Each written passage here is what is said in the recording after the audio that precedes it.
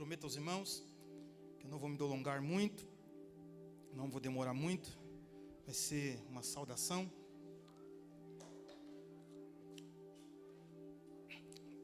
Vai ser rápido.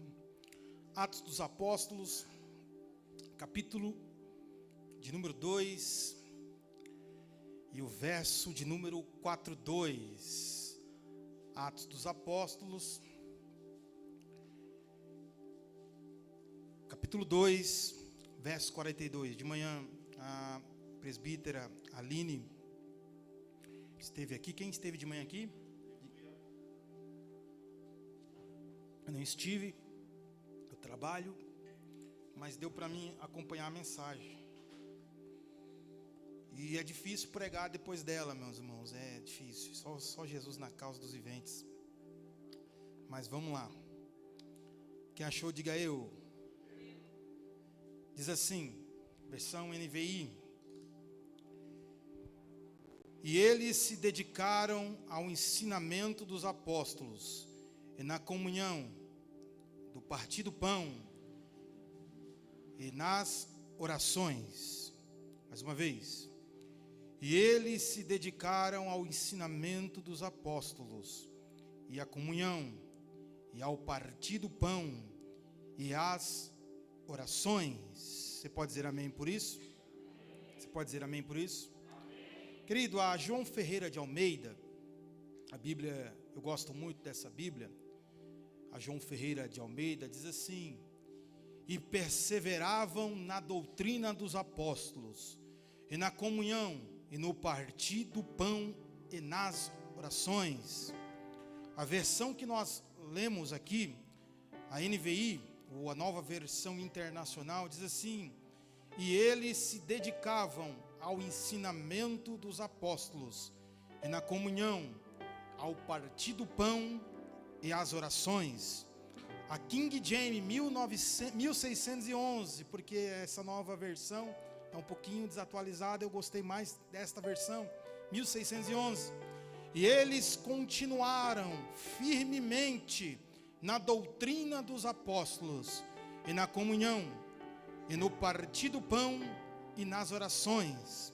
A nova versão transformadora: todos se dedicaram de coração ao ensinamento dos apóstolos, à comunhão e ao partir do pão e à oração. Você pode dizer amém por isso? Amém. Diga amém mais uma vez. Amém. A igreja é uma locomotiva, querido. Alguém já viu uma locomotiva aqui?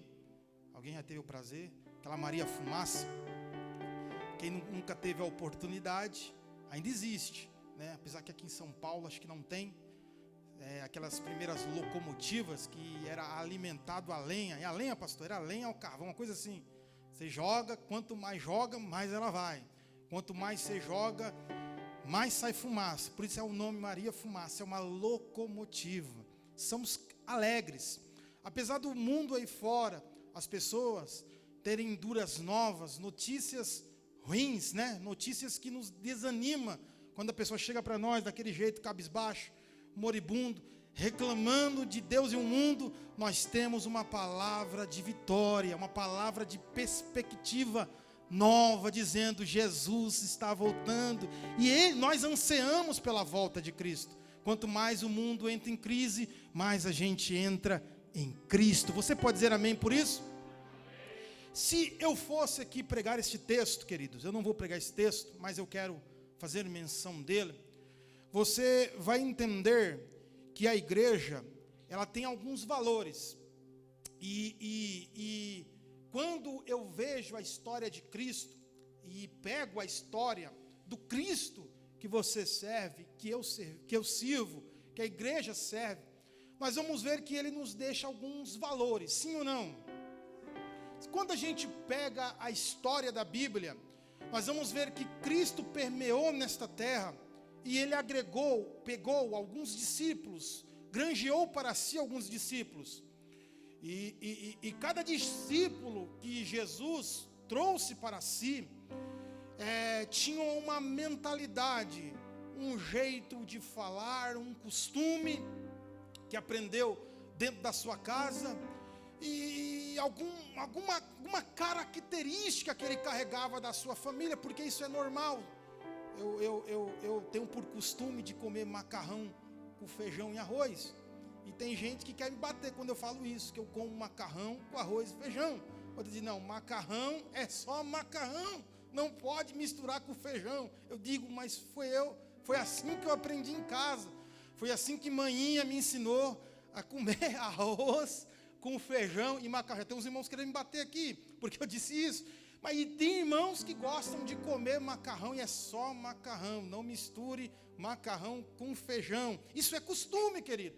Se você for para outro lugar, você vai ver que existem culturas, comidas que talvez para você ou para mim é impossível comer um troço desse, um trem desse. Outra vez eu estava trabalhando na firma e chegou um rapaz que ele trazia coisas do Rio Grande do Norte, essas coisas.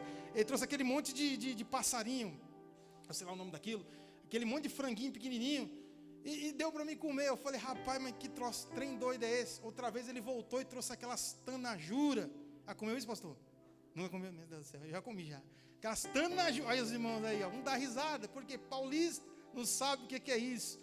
Eu sou paulista, com sangue nordestino. Meu pai era do Ceará e minha mãe era baiana.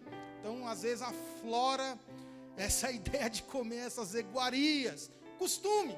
Talvez para nós seja uma coisa de doido, uma coisa anormal. Mas para outras pessoas é comum comer uma tanajura, é comum comer aqueles passarinhos, é comum comer carne de cobra e assim por diante. Nós vamos ver que Jesus ele pega 12 homens, cada um com uma etnia diferente, cada um com um jeito de pensar diferente, cada um com um costume diferente, e ele pega esta galera e traz para ele. Quando essas pessoas chegam até ele, você vai ver que o jeito de falar muda, porque todos falam a mesma linguagem que Cristo fala. Lembra de Pedro quando estava perante aquele fogo, e Pedro começa a falar ali, e algum olha para ele e diz, tu é um deles. Não sou não, tu é, porque tu falas igual. Esta é a característica de quem anda com Cristo. Cristo tem o poder de mudar o nosso jeito de falar. Outra hora eu falava pequenas coisas erradas, outra hora dos meus lábios saía pronúncias que não agradavam ao Eterno. Então o jeito de nós falarmos muda. Esses dias eu estava assistindo a CPI. Quem está assistindo aqui a CPI? A CPI? É a CPI, né? Eu estava assistindo a CPI. Um rapaz, ele tem a oportunidade, um dos que foram lá depor. A primeira coisa que ele cita é a Bíblia. Alguém viu isso? Ele cita a Bíblia. E toda a trajetória do que ele fala, você vê as expressões, o jeito, os jargões, denuncia que ele é um cristão. Porque quando a gente fala no meio do povo, o povo olha, esse tem um linguajar diferente, tem um jeito diferente de se expressar, tem uma maneira diferente de conduzir as palavras, o seu jeito de falar é diferente, é engraçado, é extrovertido. Queridos, esse é o jeito, é o valor, é a característica que Cristo nos faz ter, da gente chegar, aonde a gente chegar, já olhar para nós e dizer, este é cristão. O jeito de falar, o jeito de olhar, o jeito de andar. Eu lembro que tem uma passagem bíblica que eu tento de toda maneira pregar, mas nunca me vem. Quando eu tenho que pregar, nunca me vem. Um personagem na Bíblia chamado Aimaas. A Bíblia diz que Aimaas era um mensageiro. Na época do Velho Testamento, pegava-se alguns jovens, não havia smartphone, não havia celular. Então, as mensagens eram entregues por mensageiros, seja por escrita, ou seja, pronunciada mesmo. Chegava para um mensageiro e dizia, ó, vai em tal lugar e pronuncia tal edito, tal declamação, vai lá correndo. E eles iam correndo pelo mundo. Era normal ver um jovem correndo, tinha que ser jovem, porque a corrida era grande, para entregar uma mensagem. A Bíblia diz que Davi estava esperando uma mensagem, ele queria receber uma mensagem, ele estava ansioso em receber a mensagem. De repente ele manda um soldado ao seu olhar, e eis que o soldado, quando olha, ele vê Aimaas, ele vem correndo até o rei e diz, rei, eis que está vindo Aimaas. Mas como que tu sabe que é Aimaas? porque não tem como tu enxergar. O jeito de andar dele o denuncia, o modo como ele anda. Eu sei a modo como ele anda, queridos. Quando a gente está em Cristo Jesus, o jeito de andar muda. As pessoas nos veem de longe e dizem: é fulano, é ciclano, é o beltrano. Como é que tu sabe? O jeito de andar é diferente, o comportamento muda, o jeito de estarmos é diferente. É isso que Cristo faz na nossa vida. Você vai ver que quando os soldados, eles se reúnem, que faz aquele, e tentam ir buscar o mestre, prender o mestre, a história, a Bíblia vai nos contar que quando eles chegam até o mestre, onde o mestre está, eles perguntam: quem é Jesus? Ué, como é que uns cidadãos se levantam, se unem e vão até um grupo de homens e perguntam: quem é Jesus? Ora, a história vai nos contar que eles andavam igual a Jesus, as suas roupas eram igual às de Jesus, o cabelo era igual de Jesus, a barba era igual de Jesus. Ora, como é que eu vou saber quem é Jesus? Todos são igual, é uma fotocópia do outro, é uma xerox autenticada. Não tem como saber, porque é isso que Cristo promove em nossas vidas. Ele agrega esses valores em nossas vidas. Quantas pessoas aqui foram mudados em alguma característica da sua vida? Quantas pessoas aqui outra hora era conhecido como ladrão, era conhecido como caluniador, era conhecido como perturbador, como um barraqueiro ou uma barraqueira, e agora quando a pessoa olha para você, realmente Deus é na tua vida, porque eu vejo uma pessoa diferente em você, eu vejo algo diferente. Este é o valor que Cristo agrega dentro do meu coração, sim ou não? Esse é o valor que Cristo gera, agrega dentro de nós. E quando eu leio este texto aqui, queridos, eu vejo alguns valores que Cristo agregou à igreja. Cristo deixou algumas coisas agregadas à igreja. Uma delas, querido, é a perseverança. Diga assim comigo: perseverança. Por que a perseverança? A Bíblia diz que eles perseveravam. Eles faziam o quê? O que é uma perseverança? Perseverança é não desistir, não desvanecer. Perseverança é você dar continuidade àquilo que você está fazendo. Agora olha o texto. Esta perseverança não era em casa, não era no trabalho, não era na rua, era dentro da igreja, era dentro do ministério. Esse era um dos pilares da igreja primitiva. Os discípulos, as pessoas que deram continuidade à obra do Senhor, eles perseveravam em alguma coisa, em alguma área. E o que a gente observa hoje em dia é que tem pessoas que começam alguma coisa e o que acontece? Elas param. Elas determinam algo em sua vida e tem até uma alegria, uma ênfase, mas elas param. Mas param por quê? Problemas, dificuldades, algo que acontece. Querido, a Bíblia diz que eles perseveravam, eles se dedicavam de todo o seu coração ao trabalho da igreja. E eu, hashtag vai a dica: tudo que você fizer, tudo que a gente fizer, tenha uma perseverança. Se Deus colocou no seu coração algo, tudo que a gente faz, querido, tem que ter uma direção de Deus. Tudo que a gente fizer com empolgação, no calor do momento, não vai dar certo. Mas quando Deus gera algo no coração, continue, querido, nem que seja uma oração. Hoje nós chegamos aqui por volta de 4 e alguma coisa, quase 5 horas, e estávamos orando para começar o trabalho. Isso é uma dedicação. Eu me propus em fazer algo e eu vou me dedicar para este algo acontecer. Entenda, querido, a recompensa nunca vai vir do homem. Porque quando você espera a recompensa do homem, querido, você pode se frustrar. Mas se você esperar a recompensa do alto, eu tenho uma plena certeza que nunca você será desanimado, nunca a sua fé irá desvanecer, porque a sua recompensa veio de Deus.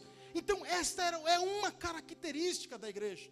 Este é um valor que Jesus deixou nessa terra para a igreja, o valor da perseverança, o valor da dedicação. Agora olha o que o texto ainda vai nos dizer. Eles perseveravam nas doutrinas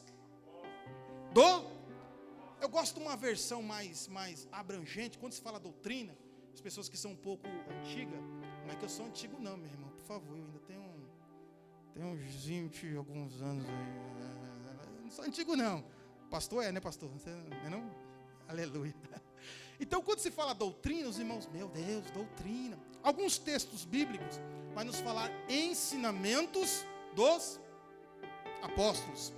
Então eles perseveravam, havia uma perseverança no ministério e nos ensinamentos dos apóstolos. Aprender é muito bom. Quem gosta de aprender?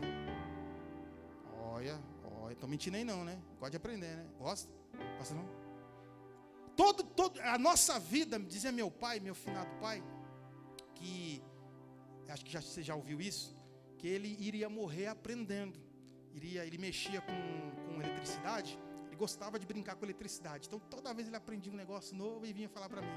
Então ele dizia, vou morrer aprendendo. Porque sempre aprendemos algo novo.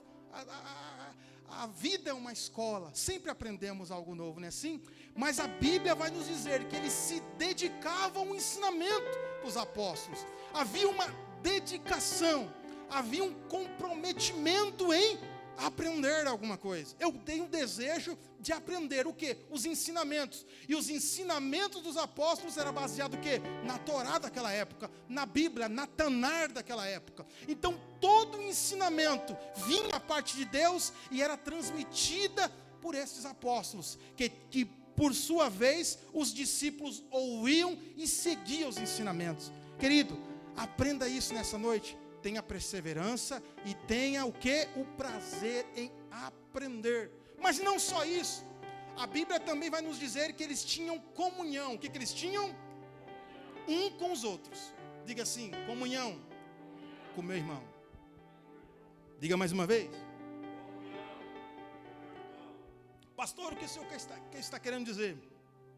Eles não só perseveravam, eles só não ouviam os ensinamentos, mas eles tinham comunhão um com os outros. A comunhão que eu tenho com meu irmão, eu tenho uma comunhão com meu irmão que está ao meu lado.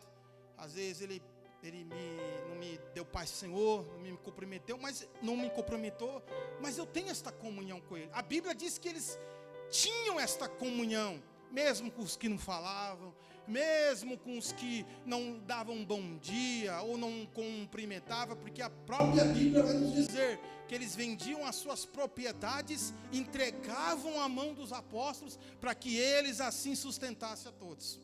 Então havia uma comunhão, mas não só uma comunhão, havia também o quê? Repartir o pão.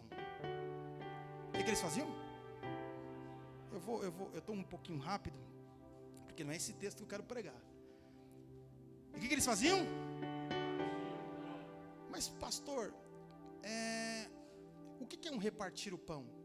Repartir o pão era uma característica de Cristo. Era uma característica de quem? De Cristo. O primeiro a fazer isso foi Cristo. Se você pegar a história de Cristo, você vai ver que ele não só fez isso na Santa Ceia. Ele fez isso a partir do momento que ele orou a Deus e Deus multiplicou o pão. Então desde aquela parte, desde aquele tempo, ele já tinha esta característica de partir o pão. E todos comiam do pão que Jesus partia.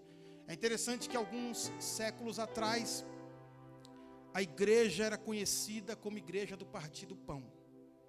Depois mudou um pouco, ficou a igreja conhecida da roupa. Quando você via um varão de terno, todo alinhado, uma varoa, aí dizia era crente. Hoje em dia, mudou um pouco o conceito, né? Mudou um pouco o conceito. Outra época, você conhecia um cristão com Bíblia na mão. Não é assim? Muda-se um pouco. Jesus era conhecido como que partia o pão.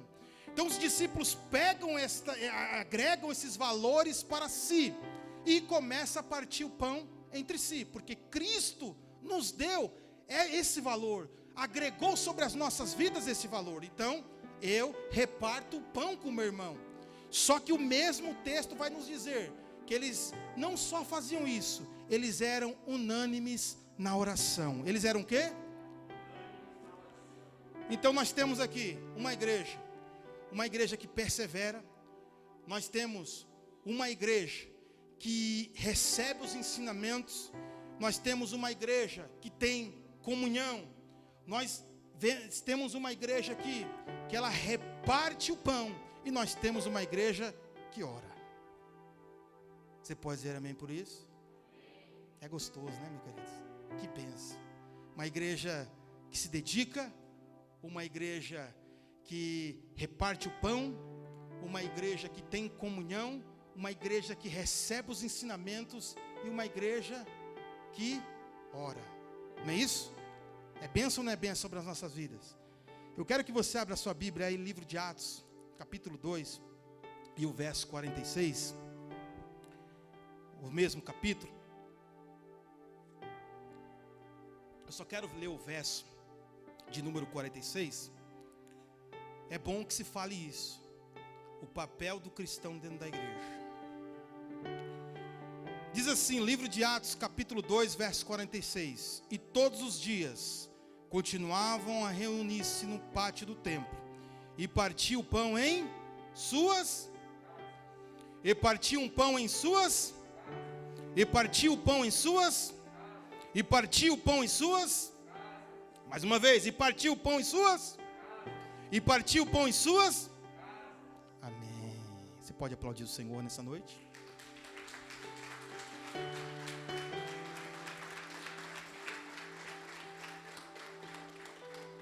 Olhe para cá, vou ser breve, em nome do Senhor Jesus. É muito gostoso ser crente fervoroso. E é um prazer, querido, você ver uma pessoa que ora, sabe, aquela pessoa tão dedicada à oração.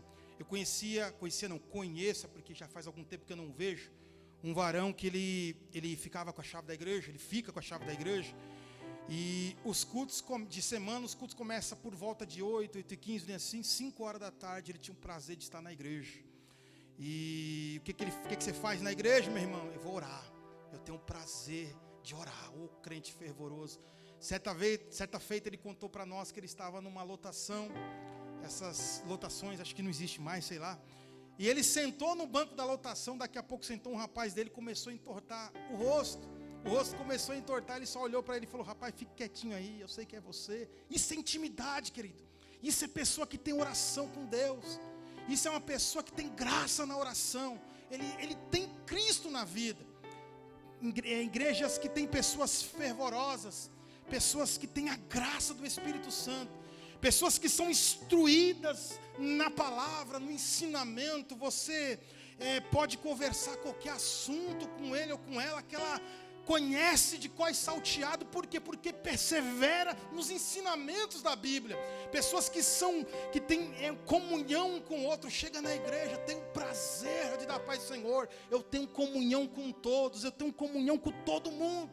Pessoas que têm todas as características da igreja, porém não levam o pão para casa. Eu quero subordinado ao tema, pregar isso. Repartir o pão em casa. Querido, a característica da igreja, ela não só pode ficar determinada a este local. Eu não só posso ser cristão aqui dentro. Eu não só posso ser fervoroso aqui dentro. Eu não só posso ter comunhão aqui dentro. Eu não só posso repartir o pão aqui dentro. Eu tenho que repartir dentro da minha casa. O interessante é que quando se fala de pão, se lembra-se de mesa ou não? Se lembra-se de mesa. E se você for para a Bíblia Sagrada, você vai ver que o nosso Deus, ele é tremendo. Deus é o quê? Olhe para o seu irmão que está ao seu lado e diga para ele, Deus é tremendo. Imagine só Deus construindo a sua casa. Imaginou? Lógico, Deus não construiu, ele mandou os seus servos. E o interessante, querido, quem já construiu, ou quem está construindo, começa a construir uma casa por onde? Com alicerce, ou não? Se não começar com alicerce lá na frente, pode acontecer alguma coisa meio complicada. Então todo mundo que começa uma casa, primeiro ele vai cavar a broca, acho que é esse nome, Rafael, broca, né? Sapata, baldrame, esses nomes todos aí. E é difícil, não é, Rafael? É difícil, né? É trabalhoso. O cabra tem que ser jagunço mesmo, porque, olha o tamanho dele. Tem que ser cabra forte. Para poder ter estrutura para levantar a sua casa, não é? Aí Deus olha para Moisés e diz assim: faça um altar. Deus mandou fazer o quê?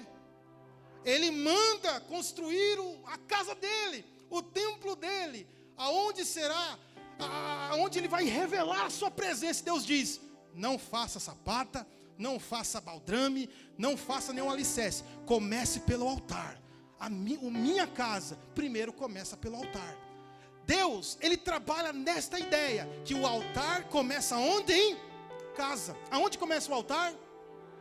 Interessante que a descida do Espírito Santo, todo mundo aqui conhece a descida do Espírito Santo. Quem não conhece aqui? Todo mundo conhece a descida do Espírito Santo. Conhece ou não conhece? Livro de Atos, capítulo 2. E todos estavam reunidos no mesmo lugar, e de repente veio como um som veemente, impetuoso, e encheu todos que estavam ali, não é assim? Só que o texto vai nos dizer que eles estavam num pequeno quartinho que havia em cima das suas casas. O avivamento não desceu dentro da igreja, ou da sinagoga, ou do templo. O primeiro avivamento desceu dentro de uma casa. Querido, entenda, a sua casa é local de altar, a tua casa é local de adoração. Deus quer te avivar aqui dentro, mas também quer te avivar dentro da tua casa. A unção, o avivamento, a presença do Eterno, não é só aqui dentro, mas é lá no teu lar nessa noite. Eu estava assistindo uma reportagem até algum tempo isso, e nessa reportagem mostrava alguns pais que pegaram seus filhos e tinham o prazer de mostrar para o mundo em quanto tempo ele montava uma arma, aquelas metralhadoras cheias de peças. Isso não, lógico que não foi no nosso país, foi em outro país que eu não me recordo, um país que tinha o prazer de mostrar que as suas crianças estavam sendo instruídos. E o pai ali, ele se emocionava ao falar que o seu filho era o mais rápido da molecada em montar uma metralhadora. Prazer de um pai em dizer para o repórter, para a câmera que ali estava: meu filho é o mais rápido em montar uma metralhadora, em montar uma arma que vai levar à destruição. Querido, o maior prazer de um pai é ensinar que nós temos um altar dentro de casa, temos a presença do Senhor. Por isso o texto está nos dizendo aqui que os discípulos, eles perseveravam na doutrina dos apóstolos, na comunhão, no partir do pão e na oração no templo, mas não se esqueciam de levar o pão para casa e repartir dentro da sua casa aquilo que eles conquistaram dentro do templo. Olhe para cá. Deus olha para Moisés e diz assim: Moisés, faça um altar para mim primeiro. Aí Moisés: amém, Senhor. Vamos, Senhor, é a sua casa, é onde o Senhor vai se revelar com o povo. O Senhor quer primeiro o altar, primeiro o altar. Primeiro eu quero um altar dentro da minha casa. Segundo lugar, eu quero uma arca, que era onde Deus falava com o povo. Deus falava com Moisés e Moisés assim falava com o povo. Em terceiro lugar, Deus mandou fazer uma mesa. Deus mandou fazer o quê? Livro de Êxodo, capítulo 25. Deus mandou fazer o quê? Deus mandou fazer o quê? É interessante, queridos. Quando você estuda um pouco, você vai ver que naquela época não havia mesas. Ah, mas o povo comia como? Cada um tinha a sua cultura. No Egito eles sentavam meio que encurvado, meio que de joelho, com os pés para trás, e comiam ali, naquele momento. Outras culturas, de outra forma. Naquele momento, Deus olha para Moisés e diz assim: Moisés, eu quero uma mesa. E Deus, ele é muito detalhista. Ele fala: eu quero uma mesa. De largura, ela tem que ter um côvado, e de comprimento, ela tem que ter 2 côvados. Se eu não me engano, pastor, o senhor falou inglês. Um côvado era aproximadamente de 45 a 48 centímetros. Então eu quero uma mesa, mais ou menos, de 1 por 50 centímetros. Deus dando esta instrução a Moisés: fazer uma mesa. E quando você pega essa essa mesa que Deus mandou Moisés fazer, você vai ver que ela tem quase a mesma característica das mesas que a gente tem em casa. Sim ou não? É uma mesa.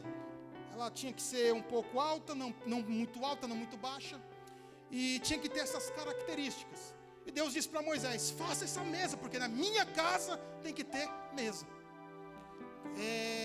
A Bíblia vai nos dizer que Deus olha para Moisés e diz: faça utensílios para colocar em cima dessa mesa: prato, colher, bacia e jarro. Oxi, talvez para você, né, que ouve essa palavra, você diz: normal. Não, naquela época não era normal, porque não tinha. Era o que Deus estava instruindo. Na minha casa tem que ter mesa, na minha casa tem que ter prato, na minha casa tem que ter colher, na minha casa tem que ter jarro e bacia. Está na Bíblia, livros de Êxodo, capítulo 25, se eu não me engano, versos do 25 ao 30, mais ou menos isso. Esta é a ordenança de Deus para aquela época. E Moisés, um cabra muito fiel, ele pega e começa a fazer conforme Deus manda. Ele chama um camarada capacitado e diz para ele: olha, Deus mandou fazer isso. Aí ele vai lá, faz tudo, porque na casa de Deus é assim. Tem que ter essa mesa, tem que ter os pratos, as colheres, tem que ter tudo, o jarro. Aí tá bom, Deus, está pronto. Aqui está a mesa. Aí Deus olha para Moisés, verso 30 desse mesmo capítulo, e diz assim: Moisés, agora pega 12 pães. Quantos pães? Pega 12 pães e coloca em cima da mesa. Em algumas Bíblias vai dizer pão da propiciação. Mas quando você pega a tradução, você vai ver que é pão da presença. É pão do quê? É pão do quê? Mesa nos fala de presença, queridos. Você entende isso? Mesa nos fala da presença de Deus.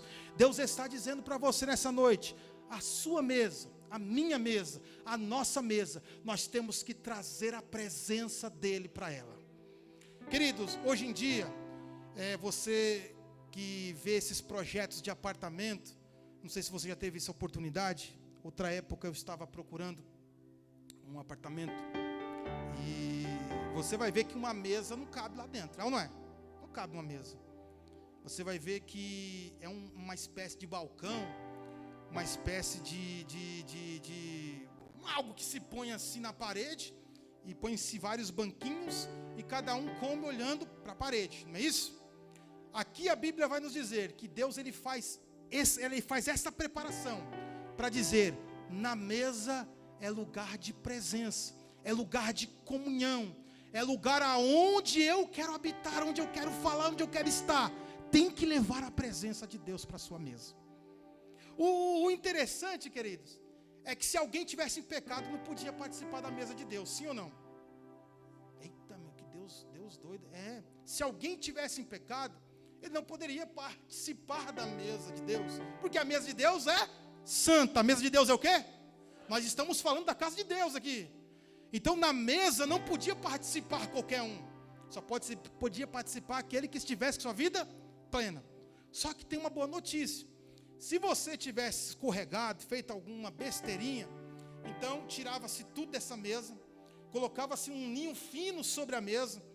A Bíblia vai nos contar que você pegava um animal, o sacerdote imolava este animal, o sangue daquele animal era jogado em cima deste linho, desta toalha fina. Aí sim você podia participar da mesa do Senhor. Pastor, o senhor é doido? Não, está na Bíblia, queridos. Mesa é lugar de renúncia. Todos os pecados, queridos, todas as más conversações tem que ser conversado na mesa, porque mesa é onde eu olho no olho no olho. O que eu estou querendo ensinar para você, querido, nessa noite, em nome do Senhor Jesus, é tudo que você recebe aqui, leve para a tua casa, para a glória de Deus. Ensine lá, se houver pecado, querido, é em cima da mesa que é resolvida. Sabe por quê? Porque a Bíblia me ensina que o pão da presença, que é o próprio Jesus, quando você leva para lá, Deus irá abençoar a tua casa.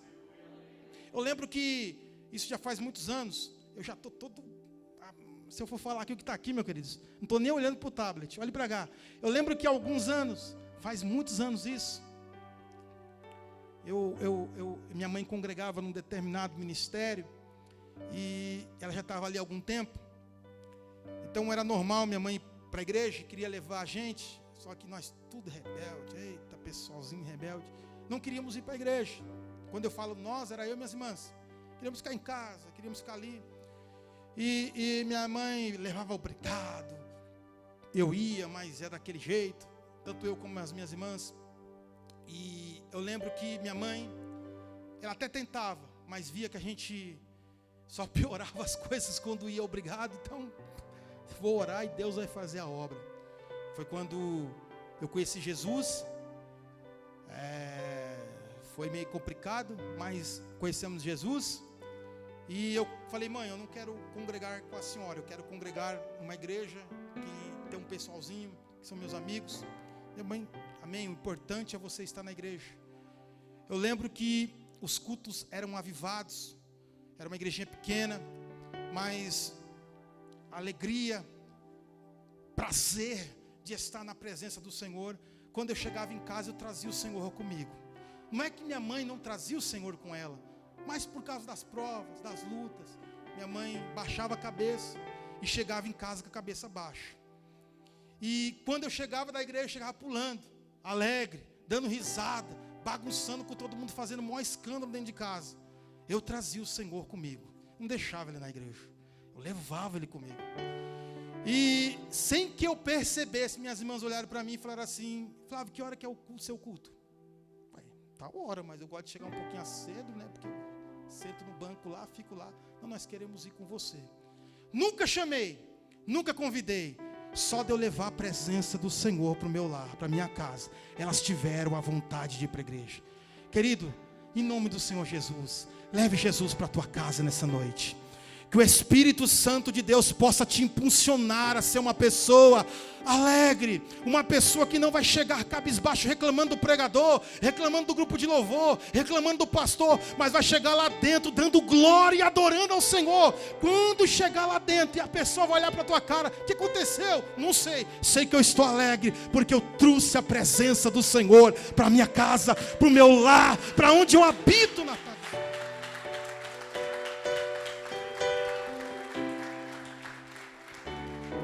Isso é tão importante, querido, isso é tão importante, você levar a presença do Senhor, porque na nossa concepção, na nossa ideia, cristão é só aqui dentro, oração é só aqui dentro, ensinamento é só aqui dentro, comunhão é só aqui dentro, partir do pão é só aqui dentro. Estamos errados, queridos. Tudo começou dentro de uma casa, tudo começou dentro de um lar, tudo começou dentro das casas. Adote essa prática, querido, de fazer culto domésticos. Adote essa prática, queridos, de fazer oração na tua casa. Adote essa prática, querido, de vocacionar ou invocacionar ou vocacionar o seu Deus dentro do teu lar. Deus irá fazer coisas sobrenaturais na tua casa. Deus irá fazer coisas diferenciadas dentro do teu lar. Sabe por quê? Porque você tem o prazer de levar o Senhor lá para dentro. Se coloque de pé em nome do Senhor Jesus. Eu quero terminar esse texto, essa pregação, lendo um texto da Bíblia. Apocalipse 3:20. Eis que estou à porta e bato. Jesus está o quê? Jesus não está só na porta, querido, porque está só na porta é uma pessoa inerte, é uma pessoa paralisada. A Bíblia diz que ele está na porta e está fazendo o quê? Batendo. Ele está na porta e bate. Se alguém ouvir a minha voz e abrir a porta, eu entrarei em sua casa e com ele eu cearei. O que Jesus vai fazer? Vai cear. Oh, meu Deus do céu. Tem pessoas que convidam Jesus para entrar na casa. Quem convida Jesus para entrar na casa aqui? Eu não convido, não. Eu falo, Jesus, o Senhor faz parte da família. Jesus, o Senhor aqui não é convidado. O Senhor é morador. O Senhor mora aqui dentro. E como morador, eu te dou a chave, te dou tudo. Faça o que o Senhor quer, da maneira que o Senhor quiser, do jeito que o Senhor quiser. Essa noite, querido, leve Jesus para a tua casa. Me dê mais 2 minutinhos. Grupo de louvor, me dê mais 2 minutinhos. Olhe para cá, olhe para cá. Eu tenho que falar isso, senão eu não vou conseguir dormir hoje. Se eu não falar isso, eu não vou dormir.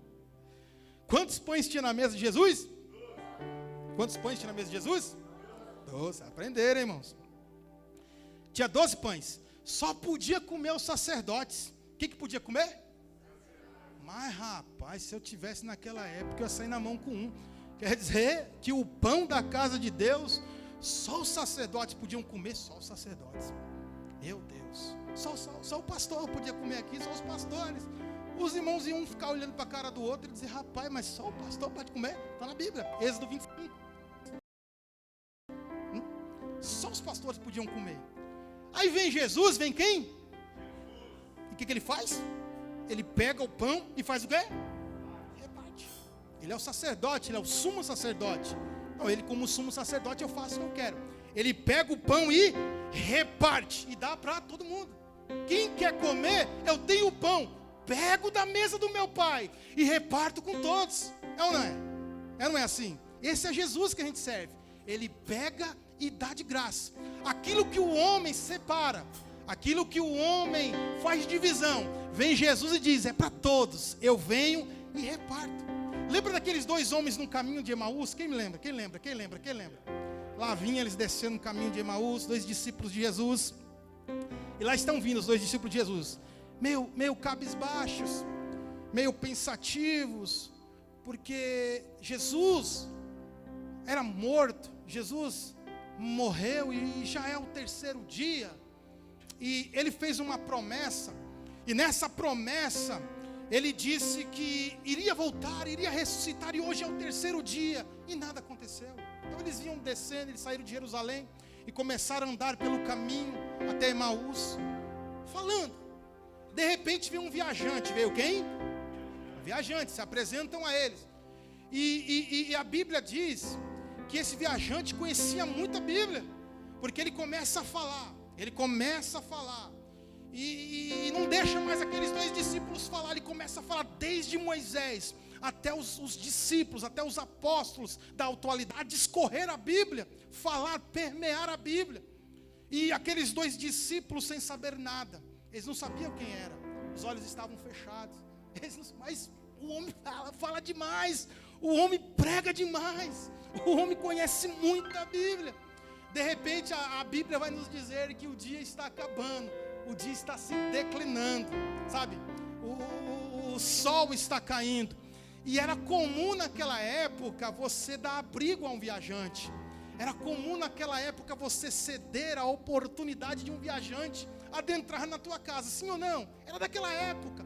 O homem conhece muito a Bíblia, o homem é um dos nossos, manja demais. Olha, não vai embora não, fique aqui, querido, em nome do Senhor Jesus. Jesus está ao seu lado, você que não está sentindo isso, Ele quer fazer morada na tua casa, no teu lar. Deixe Ele entrar na tua casa, leve Ele com você para a tua casa. A Bíblia diz que aqueles discípulos deixaram Jesus entrar dentro de casa. Jesus, eles não sabiam que era Jesus. E de repente, a mesa está feita, porque era normal fazer uma mesa para viajante. Era normal, isso era uma cultura daquela época. Hoje talvez não tenha essa cultura, né? Mas naquela época tinha. Vamos preparar uma mesa para o viajante. Prepararam-se a mesa para o viajante. Está tudo ali, bonitinho naquela mesa, preparado. De repente, talvez um olha para um e diz assim, olha, vamos comer. Não, vamos orar. Porque crente ora. Crente faz o quê? Em casa. Isso aqui é em casa. Crente faz o quê? Aonde? Crente faz o quê? Aonde? Vamos orar. E começaram a orar. Vamos orar. Porque eu tenho que abençoar o alimento. Até então nada. Mas a Bíblia diz que na hora que aquele homem pega o pão, ele pega o pão. Outra hora só os sacerdotes podiam comer. Outra hora você era privado de comer. Outra hora não tínhamos como participar, não podíamos participar. Ele pega esse pão e parte. Na hora que Jesus parte o pão, os olhos se abrem daqueles homens. E eles começam a entender que é o próprio Jesus que está na sua casa. Oh, querido, Jesus vai entrar na tua casa nessa noite, se você acreditar. Aquilo que estava bagunçado, Ele irá colocar no lugar, porque Jesus não gosta de bagunça, principalmente nos lares. Aquilo que estava fora do lugar, Jesus irá colocar no lugar. Sabe por quê? Porque você levou Jesus para dentro da tua casa. Ao partir do pão, você vai entender que foi Jesus que mudou a história da tua família nessa noite. Querido, em nome do Senhor Jesus, leve este pão para a tua casa, o pão da presença. Ao participar desta ceia, querido, isso aqui não é uma ceia normal, não. Isso aqui talvez seja normal para você.